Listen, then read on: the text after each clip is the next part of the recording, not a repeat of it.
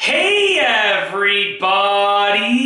I'm here today with a video on my Dyson V11 stick vacuum. I'll be showing you specifically how to empty the bin in this easy and full tutorial. Let's get right into the video. As you can see, this is the Dyson V11 torque specific model. As you can see, Dyson V11 torque drive, okay? And I'm going to show you how to empty the bin. First and foremost, you want to remove any attachments that you have on it over there, okay? So right now, I'm literally just holding the actual vacuum portion, okay? Now, secondly, when you are emptying the bin, you want to make sure you do not accidentally turn on the Dyson. So I always just like to grip it like this, keep my finger away from that button so that I'm not accidentally turning it on. Thirdly, you see right here, there's this lever, okay? Now what's gonna happen is you're gonna push this lever downwards towards the opening over here, downwards, okay? And you're gonna pull this bin away. So what happens is the bin ends up lowering down,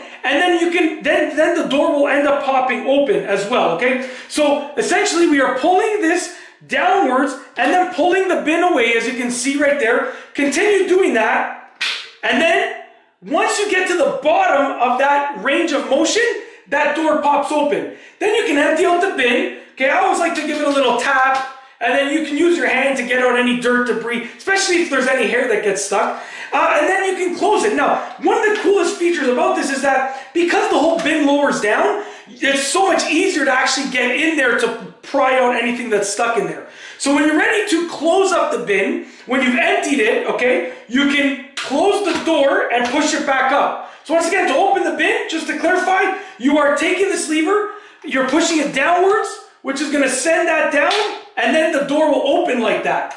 Empty it out, go ahead, remove any dirt, debris, hair, whatever's caught in there, okay? Then close the door and push it back up in place, and it's going to click in place now, okay? That's it. If you like this video, please be sure to give it a thumbs up. Let me know what you think down below as a comment, and of course, be sure to subscribe for more great videos just like this one.